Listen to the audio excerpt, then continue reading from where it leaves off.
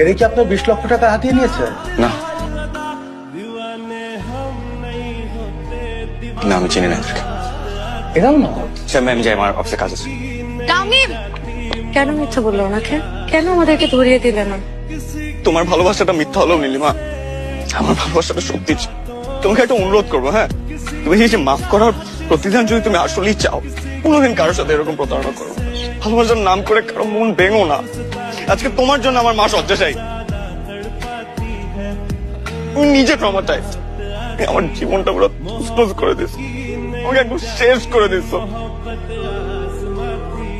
এর থেকে মেরে ফেলতা, আমি এটার থেকে বেটার হতো। এসব বলে তোমাকে কি লাভ? প্রেম একবারই আসছিল জীবন, হয়তো আর কোনোদিন আসবে।